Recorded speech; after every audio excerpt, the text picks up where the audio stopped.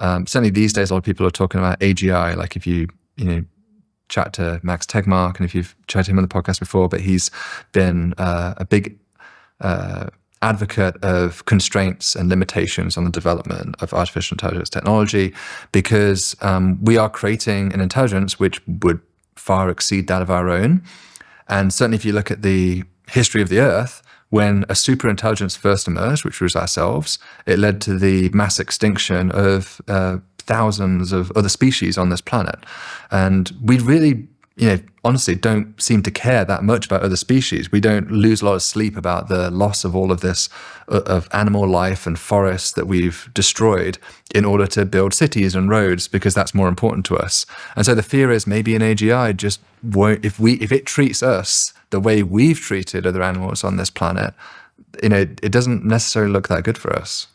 It's interesting. I mean, the way that you frame it, I have always thought that this thought experiment of the paperclip maximizing AGI that wipes out humans to make as many paperclips as it can is far-fetched. But now that I look at it as, oh yeah, we annihilated the dodo bird to maximize just like filling our bellies, it doesn't seem so crazy anymore. I don't think it's an unreasonable concern. It doesn't mean that I think it's likely necessarily to happen, because who can really even quantify the odds of such a thing? None of us are Nostradamus. We can't predict the future. But I certainly think it's a reasonable and rational concern to have.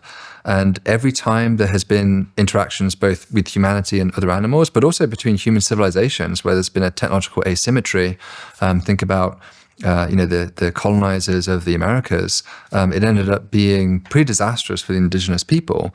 So I think, and that was what Stephen Hawking was always concerned about with alien contact, was, we should not be engaging in messaging. We should not be broadcasting our presence, because they're going to be ahead of us. And when you look at our own history, that's always been disastrous when there's been contact between asymmetrical technological civilizations. And I think it's interesting that we are not prepared to engage in METI, the messaging of extraterrestrial intelligence. We don't have any systematic program for doing that. And most people you chat to would have deep reservations about such a program because of that fear. Transmitting signals to it. Of saying to someone, hey, come over here we are, here's our address, why don't you swing by and say hi?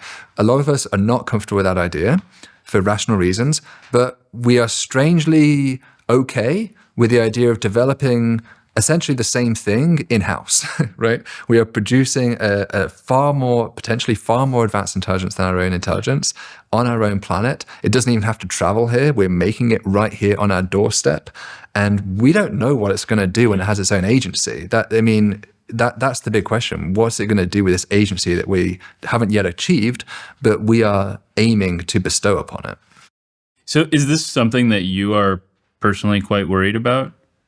I think it's, I think I worry about it mostly from not so much of an existential perspective, but more from an intellectual angle. I think we are becoming increasingly dependent and intellectually lazy in terms of our mental facilities and faculties, in terms of depending on these machines.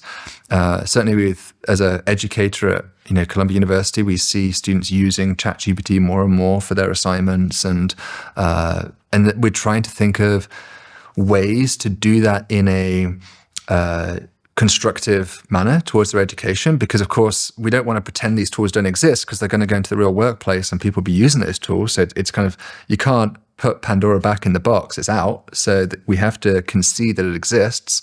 But at the same time, we want them to develop their own critical thinking, because ultimately that's the whole point of education, is the ability to have critical thinking. But once we have intelligences which can do the critical thinking for us, it's incredibly easy to just hand that all off. And then what's the fate of humanity if we stop learning how to think? That worries me more, that we become extinct in terms of our biological survival, but intellectually we become almost extinct in terms of our desire and even capability to think for ourselves anymore, because we just start deferring everything to these AGIs. So that worries me more.